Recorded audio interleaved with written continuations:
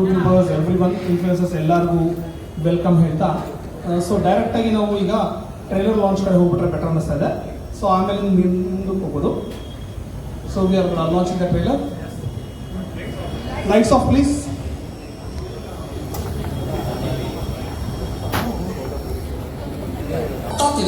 ಅದು ಅದ್ಭುತ ಅಲ್ಲ, ಅದು ಭೂತ. Simple formalities I wanted to introduce everyone.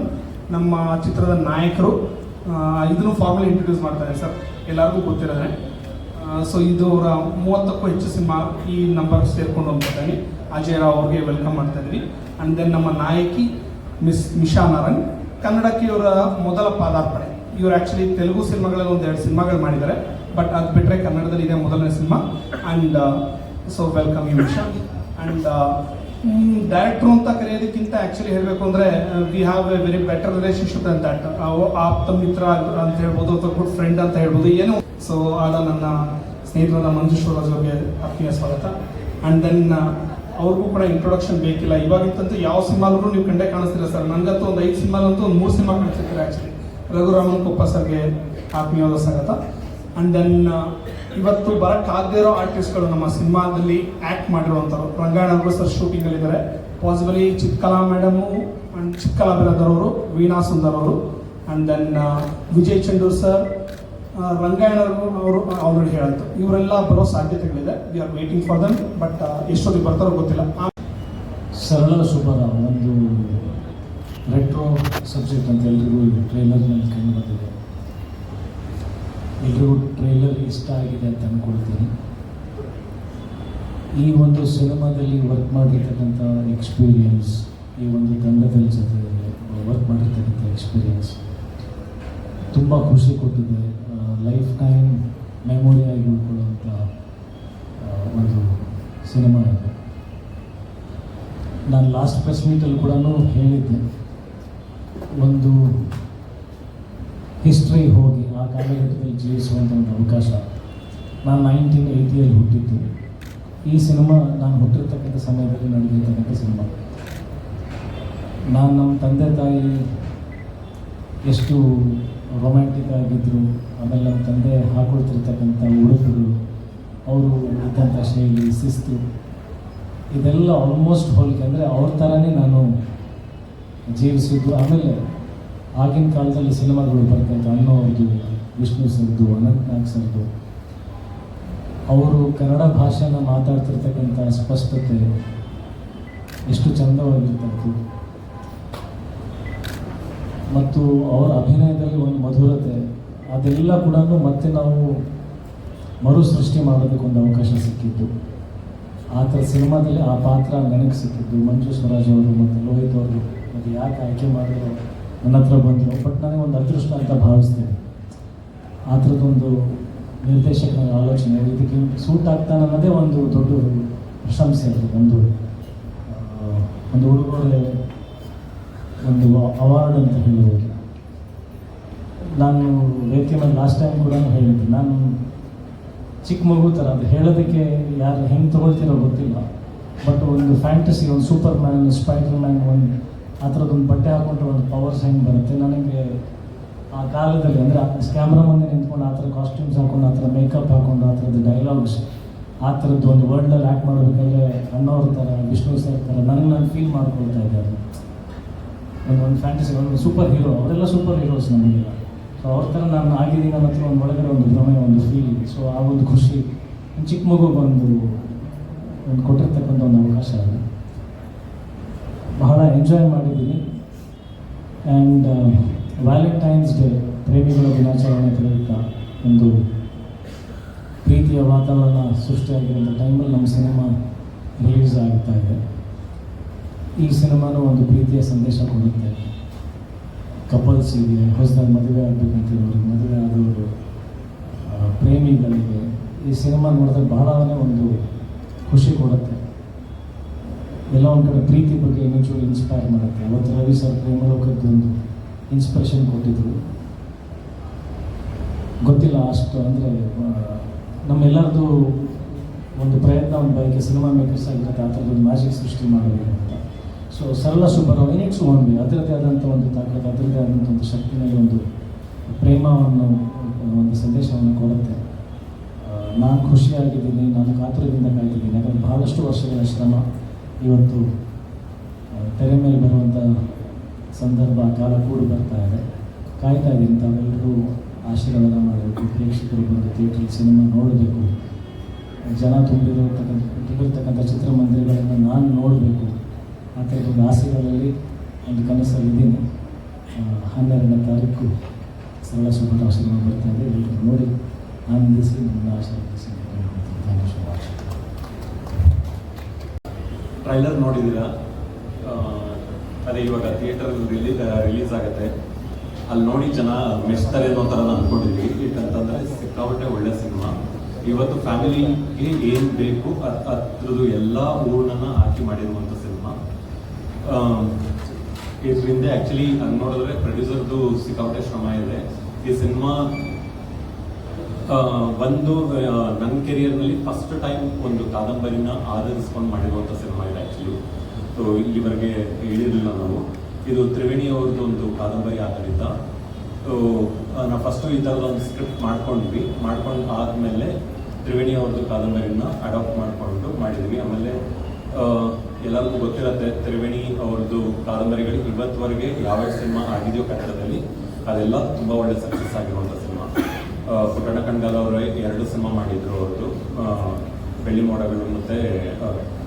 ಮತ್ತು ಶರಪಂಜರ. ಸೊ ಅದಾದಮೇಲೆ ರಾಜೇಂದ್ರ ಸಿಂಗ್ ಬಾಬು ಅವರು ಹೂವನ್ನು ಮಾಡಿದ್ರು. ಸೊ ಮತ್ತೆ ಈ ಥರ ತ್ರಿವೇಣಿ ಅವ್ರದ್ದು ಏರಾಗಿ ಹೋಗಿ ಮಾಡ್ತಿರೋ ಸಿನಿಮಾ ಚೆನ್ನಾಗಿ ಬಂದಿದೆ.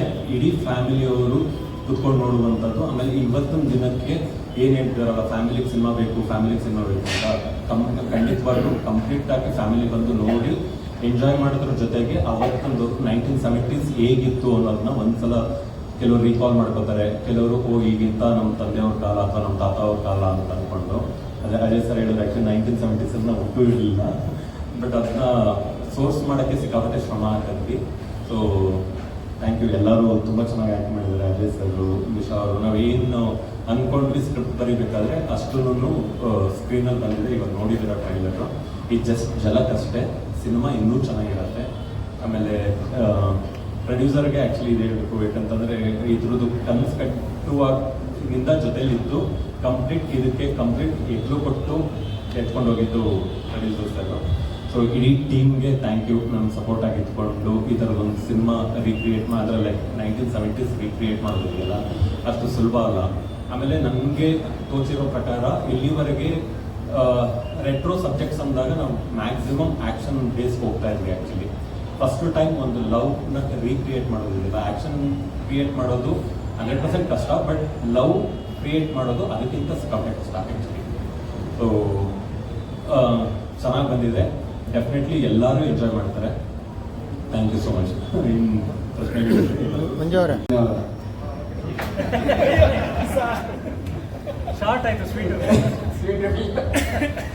ಇಷ್ಟು ಮಾತ್ರ ತಗೊಳ್ಳಿ, ಏನು ಇವ್ರ ಹೈಟಿಗೆ ಮ್ಯಾಚ್ ಮಾಡಿದ್ದೇನೆ ಅನ್ಕೋಬೇಡಿ, ಕೆಳಗಡೆ ತೋರಿಸ್ಬೇಡಿ.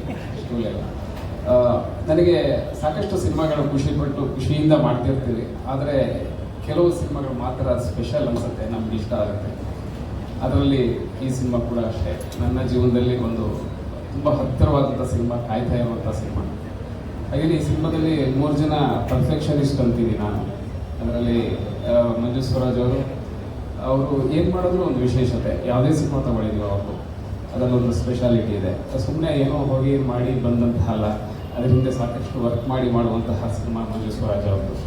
ಹಾಗಾಗಿ ಅವರು ತುಂಬ ಸ್ಪೆಷಲ್ ಅನಿಸ್ತಾರೆ. ಇನ್ನು ಅಜಯ್ ರಾವ್ ಸರ್ ನಮ್ಗೆ ಗೊತ್ತಿದೆ, one of the perfectionist. Sir ನಿಮ್ಮನ್ನು ನೋಡಿದಾಗೆಲ್ಲ ಖುಷಿ ಆಗುತ್ತೆ. ಅಂದರೆ ನೀವು ಈಸಿಯಾಗಿ ಯಾವುದನ್ನು ಸ್ವೀಕಾರ ಮಾಡಲ್ಲ. ಇದು ಕೂಡ ಅಷ್ಟೇ, ತುಂಬ ಅದರ ಹಿಂದೆ ಶ್ರಮ ಹಾಕಿದ್ದೀರಿ. ನಿಮ್ಮ ಶ್ರಮಕ್ಕೆ ತಕ್ಕ ಪ್ರತಿಫಲ ಸಿಗುತ್ತೆ ಅಂತ ನಾವೆಲ್ಲ ಎಕ್ಸ್ಪೆಕ್ಟ್ ಮಾಡ್ತಾ ಇದ್ದೀವಿ. ಇನ್ನು ಹೊಸದಾಗಿ ಬಂದರೂ ಕೂಡ ಲೋಹಿತ್ ಸರ್ ಒಬ್ಬ ನಿಮಗೆ ಗೊತ್ತಾಗ್ತಾ ಇದೆ, ಅವ್ರು ಏನು ಮಾಡಿದ್ರು ಒಂದು ಪ್ಯಾಷನೇಟಾಗಿ ಮಾಡ್ತಾರೆ. ಆ ನಿಟ್ಟಿನಲ್ಲಿ ಇವತ್ತಿನ ಚಿತ್ರರಂಗಕ್ಕೆ ಇಂತಹ ಒಬ್ಬ ನಿರ್ಮಾಪಕರು ಬೇಕು ಅನಿಸುತ್ತೆ. ಖಂಡಿತ ನೀವು ಸಾಕಷ್ಟು ಜನಕ್ಕೆ ಮಾದರಿಯಾಗಿದ್ದೀರಾ sir. You are inspiring to all upcoming producers. So ಹೀಗೆ ಮುಂದುವರಿಕೆ ಅಂತ ಕೇಳ್ಕೊಳ್ತಾ ನನಗೆ ಅವಕಾಶ ಕೊಟ್ಟಿದ್ದಕ್ಕೆ ಧನ್ಯವಾದ. ಮಾಧ್ಯಮದವರಿಗೆಲ್ಲ ಧನ್ಯವಾದಗಳು ಹೇಳ್ತೀನಿ. Thank you. I won't say much. I would just say this movie is all about love that was pure and divine, and that is what is missing in today's era. So maybe you can't experience that in your personal life, so why don't we all go and watch it in theaters to experience that honestly. And I truly believe that love is all about souls getting connected to each other. That used to happen in that era, but now it's lacking. So just to get it back and just to experience that, everybody should go and watch it in theaters. That's it. Thank you so much. Hope you like the trailer. Thank you. Yes sir. ಚಿತ್ರೀಕರಿಸಿದ್ದಾರೆ. So ಇಲ್ಲಿ ನನಗೆ what ever the credits ಅದು ನಮ್ಮ ಡೈರೆಕ್ಟರ್ಗೆ ಸೇರಬೇಕು. ಪ್ರತಿಯೊಂದೊಂದು ಎಷ್ಟು ನಗಬೇಕು, ಎಷ್ಟು ನಾವು expressions ಕೊಡಬೇಕು, ಎಷ್ಟು ಮಾತಾಡಬೇಕು, ಯಾವ ರೀತಿ ಮಾತಾಡಬೇಕು, ನಮ್ಮ ಬಾಡಿ ಲ್ಯಾಂಗ್ವೇಜ್ ಪ್ರತಿಯೊಂದು ಪ್ರಿಸೈಸ್ ಆಗಿ ಅವ್ರು ಹೇಳ್ಕೊಟ್ಟಿರೋದಷ್ಟೇ ನಾನು ಮಾಡಿರೋದಿಲ್ಲಿ. So I should really thank the whole team. Thank you. And ನನಗೆ ನಾನು 3 ದಿನ ಕೆಲಸ ಮಾಡೋದು ನನಗೆ ತುಂಬ ಅದೊಂದು ಇನ್ನೂ ಇವತ್ತಿಗೂ ಸುಮಾರು ಒಂದು ಈಗಾಗಲೇ 1.5 ವರ್ಷ 2 ವರ್ಷ ಆಗಿರ್ಬೋದು ನಮ್ಮ ಸಿನಿಮಾ ಇದಾಗಿ. ಇವತ್ತಿಗೂ ಅದು ಒಂಥರ ಅಚ್ಚಹಸಿರಾಗಿ ಉಳಿದಿದೆ ಆ ಒಂದು ಪಾತ್ರ. ಸೊ ಒಳ್ಳೆಯದಾಗಲಿ ನಮ್ಮ ಇಡೀ ತಂಡಕ್ಕೆ, ಸರಳಾ ಸುಬ್ಬರಾವ್ಗೆ. ಅದಕ್ಕೆ ನಿಮ್ಮೆಲ್ಲರ ಸಪೋರ್ಟ್ ಬೇಕಾಗಿದೆ. ಎಲ್ರಿಗೂ ನಮಸ್ಕಾರ. ನಾನು ಸಾಂಗ್ ರಿಲೀಸ್ ಟೈಮಲ್ಲೂ ಹೇಳಿದ್ದೆ, ತುಂಬ ಸಿನಿಮಾಗಳು ಮಾಡ್ತಿರ್ತೀವಿ, ಆದರೆ ಈ ಸಿನಿಮಾ ರಿಲೀಸ್ನ ತುಂಬ ಕಾಯ್ತಿದ್ದೀನಿ ಅಂತ. ಸುಮಾರು 2-3 ವರ್ಷ ಆಗಿರ್ಬೋದು, 2 ಇಯರ್ಸ್. ನಾನು ತುಂಬ ಕಾಯ್ತಿರೋ ಸಿನಿಮಾ ಯಾಕೆಂದರೆ ನಾನೊಬ್ಬಳು ಸಾಹಿತಿಯ ಮಗಳು ಮತ್ತು ನನಗೆ ಸಾಹಿತ್ಯ ನಾವೆಲ್ಸು ನನ್ನ ದೊಡ್ಡ ಹಾಬಿ ಕಾಲೇಜ್ ಟೈಮಲ್ಲೆಲ್ಲ. ಸೊ ಇದು ಈಗ ನಾವೆಷ್ಟೋ ಸಿನಿಮಾಗಳಿಗೆ ಕಮೆಂಟ್ಸ್ ಬರೋದನ್ನ ನೋಡಿದಾಗ, ಬಿಡ್ರಿ ಹಿಂದಿನ ಸಿನಿಮಾ ಥರ ಬರೋದೇ ಇಲ್ಲ ಈಗ ಸಿನಿಮಾಗಳು ಕನ್ನಡದಲ್ಲಿ, ಆ ಥರದ್ದೆಲ್ಲ ತುಂಬ ಕಮೆಂಟ್ಸ್ಗಳನ್ನು ನಾವು ನೋಡಿದ್ದೀವಿ. ಹಿಂದೆ ನಾವೆಲ್ಸ್ ಬೇಸ್ಡ್ ಕಥೆಗಳು ಬರ್ತಾಯಿದ್ವು, ಸಿನಿಮಾಗಳು ಮಾಡ್ತಿದ್ರು ಅಂತ. ಈಗ ನನಗನ್ಸುತ್ತೆ ವಸಂತ ಗಾನದ ಮೂಲಕ ವಸಂತಕಾಲ ನಮ್ಮ ಕನ್ನಡ ಸಿನಿಮಾ ಇಂಡಸ್ಟ್ರಿಗೆ ಬಂದೇ ಬರುತ್ತೆ. ಯಾಕಂದರೆ ಇದ್ರ ಹಿಂದಿನ ಶ್ರಮ, ಕಥೆಯಂತೂ ಅದ್ಭುತ. ಯಾಕಂದ್ರೆ ತ್ರಿವೇಣಿಯವರು ಹೇಳಿರೋ ಕಥೆ ಅಂತಂದರೆ, ಅವ್ರು ಬರೆದಿರೋ ಕಥೆ ಅಂದರೆ ಅದಕ್ಕೆ ಮಾತೇ ಇಲ್ಲ. ಅದರ ಜೊತೆಗೆ ಅದರ ಹಿಂದಿನ ಶ್ರಮ, ಮಾತಿನ ಧಾಟಿ ಇರ್ಬೋದು, ಇದು ನಿರ್ದೇಶಕರ ಕೆಲಸ ಎಷ್ಟು ಇದೆಯೋ ಅಷ್ಟೇ ಒಬ್ಬ ಕಾಸ್ಟ್ಯೂಮ್ ಡಿಸೈನರ್ ಕೆಲಸ ಇದೆ, ಒಬ್ಬರು ಸೆಟ್ ಡಿಸೈನರು ಅವ್ರ ಕೆಲಸ ಇದೆ. ಎಲ್ಲರ ಕೆಲಸ ತುಂಬ ನೀಟಾಗಿದೆ. ಅದರ ಜೊತೆಗೆ ನಾವು ಕೂಡ ಆರ್ಟಿಸ್ಟ್ಗಳು ಕೂಡ ಅದಕ್ಕೆ ಕೈ ಜೋಡಿಸಿದ್ದೀವಿ.